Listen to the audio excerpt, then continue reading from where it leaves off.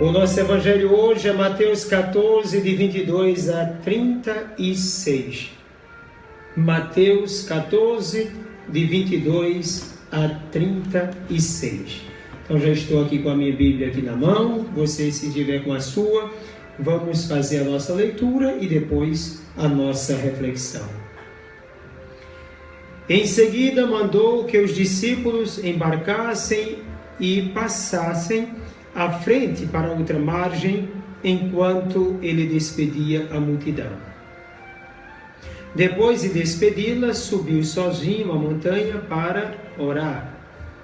Ao anoitecer, ele estava sozinho ali. A barca já estava a boa distância da costa, batida pelas ondas, porque havia vento contrário. Pela quarta vigília da noite, aproximou-se deles, caminhando sobre o lago. Ao vê-lo caminhar sobre o lago, os discípulos se assustaram e disseram: "É um fantasma!" E gritaram de medo. Imediatamente Jesus lhes disse: "Ânimo, sou eu, não temais." Pedro lhe respondeu: "Senhor, se és tu, manda-me ir pela água ao teu encontro." Disse-lhe: "Vem." Pedro saltou da barca e pôs-se a caminhar pela água, aproximando-se de Jesus. Porém, ao sentir a força do vento, teve medo, começou a afundar e gritou: "Socorro, Senhor!" Imediatamente, Jesus estendeu a mão, o agarrou e lhe disse: "Desconfiado, por que duvidaste?" Quando subiram a barca, o vento cessou. Os da barca se prostraram diante dele, dizendo: "Certamente és filho de Deus." Terminaram a travessia e atracaram em Genezaré. Os homens do lugar souberam disso e difundiram a notícia por toda a região.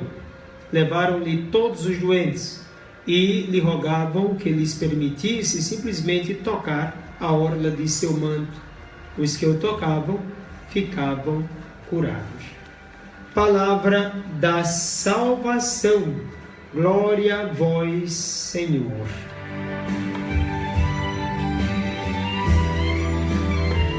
Esse texto já está à sua disposição no Face. Você pode me acompanhar lendo ou então no Zap. Inclusive hoje eu mandei 2 vezes, porque a liturgia das horas que nós temos no nosso celular tem uma liturgia, um texto do Evangelho diferente do texto de hoje.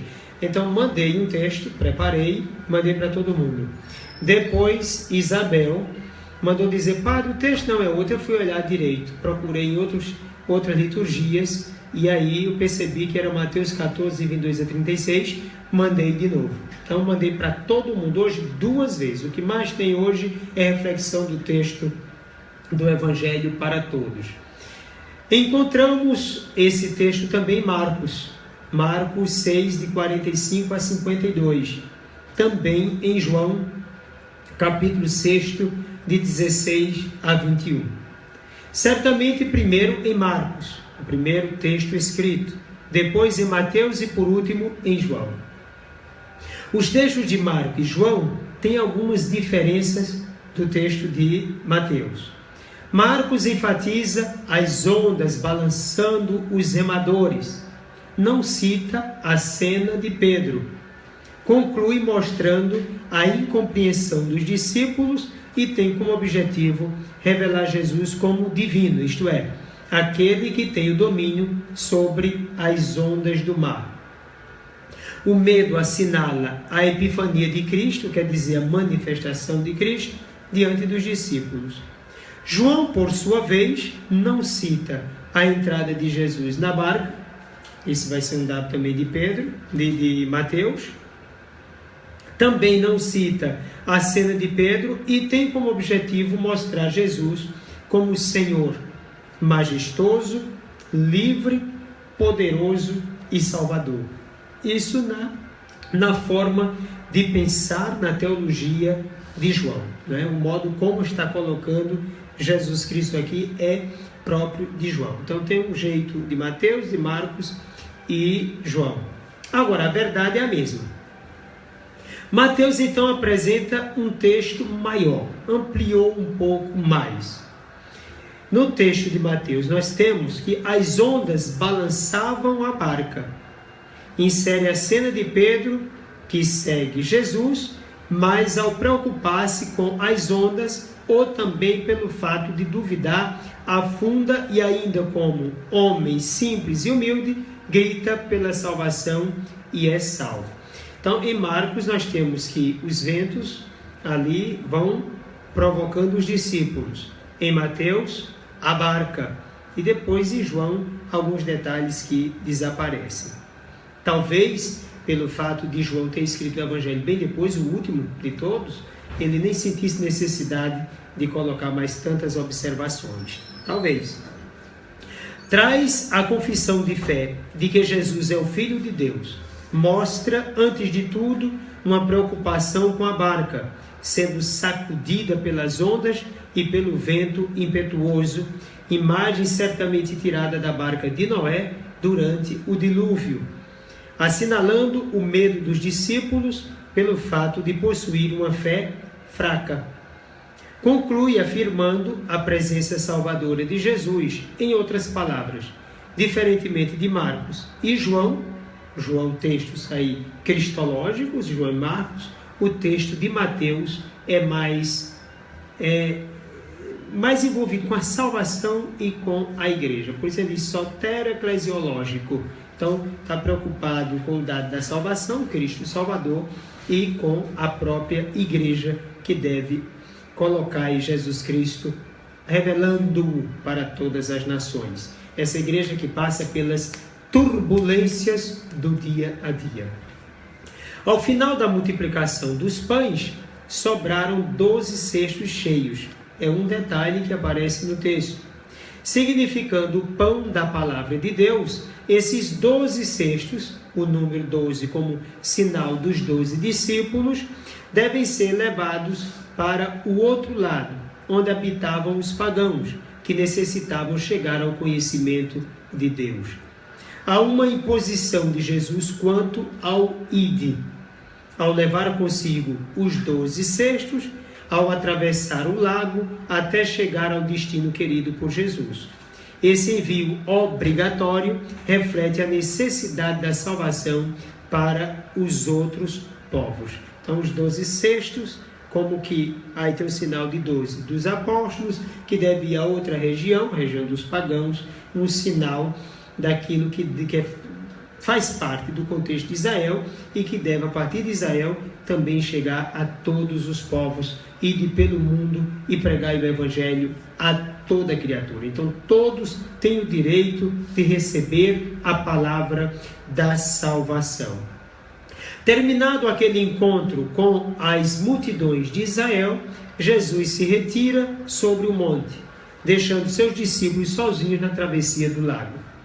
Há aqui um sinal claro, tanto do ressuscitado, um sinal aqui do monte, né, Jesus sobre o monte, quanto da missão da igreja, a barca no mar, na direção dos pagãos. Veja que a barca vai na direção dos pagãos, nós temos a barca no mar, a água simbolizando aqui todas as dificuldades, o mal, e do outro lado o monte, né? O sinal do Cristo vitorioso. No monte Jesus se encontra com o Pai, nas águas a igreja se encontra com os mais terríveis desafios opositores de Deus. Sozinhos, os discípulos, isto é, os batizados, missionários, sem a presença física de Jesus, precisam enfrentar os desafios do mundo, a fim de que a palavra de Deus chegue a todos os povos.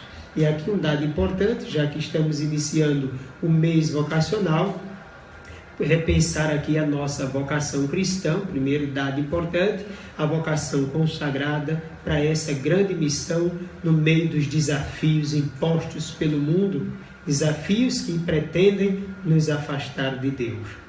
A barca se encontra nas águas, isto é, no meio da iniquidade do mundo, a barca de Noé, por exemplo, em meio aos perseguidores, Faraó e seus soldados no mar. E sacudida pelas diversas ondas de orgulho, corrupção, desonestidade, individualismo, jogo de interesse, manipulação das consciências e da verdade, animalização do homem e coisificação da pessoa, desprezo às coisas de Deus e seus ensinamentos fora e dentro da igreja, indiferença à nova e eterna aliança em Jesus Cristo. A barca, estando nas águas, é também o sinal da pesca de homens que devem sair da escravidão do mal, simbolizado pela própria água. Apesar das enormes dificuldades, a igreja deve ser perseverante, confiando unicamente em sua cabeça, caminhando na direção dele. Pedro, enquanto estava na direção de Cristo, dominava as águas, sinal de participação na divindade, mas quando duvidou, afundou. Encontrou a salvação quando humildemente gritou o nome de Jesus, isto é, quando voltou-se novamente para o seu Senhor. Podemos ver aqui também um sinal da vida de Pedro, que antes se coloca decididamente no seguimento de Jesus, depois o nega e chora amargamente. E em seguida muda completamente, assumindo a missão de apacentar o rebanho do Senhor. Jesus vem sobre as águas. Segundo Jó 9:8 e 38:16, somente Deus tem o poder de andar sobre as águas, que em Deuteronômio 33:29 simbolizam o mal. Ou seja, com essa afirmação, o evangelista revela a divindade de Jesus. Ele conclui seu texto justamente dizendo que Jesus é o Filho de Deus, não no sentido de um justo, mas no sentido de ser Ele mesmo o Senhor. Na verdade, trata-se de confissão de fé pascal. Um dado claro para essa afirmação se encontra na forma como Jesus é visto pelos discípulos, como um fantasma, que sinaliza Jesus Cristo ressuscitado, não compreendido pela simples razão, mas tão somente pela fé. Daí a crítica do texto à pouca fé dos discípulos. Em outras palavras, Jesus ressuscitado não estará mais visivelmente na igreja. Sua presença é certa, real, verdadeira, espiritualmente, e exige necessariamente a fé. A igreja precisa cumprir o mandato do Salvador, confiando absolutamente em sua presença, por ação do Espírito Santo, dado como alma da mesma igreja, que não deve temer os inimigos da salvação, mesmo que tenha de pagar o preço do martírio. O importante é que toda a igreja caminhe na direção de Cristo. Não desvie jamais de sua visão, crendo firmemente no Deus que é Pai, Filho e Espírito Santo, colocando-se no mundo como o dom de Cristo para a salvação de todos. E que dessa verdade, eu e você tomemos posse.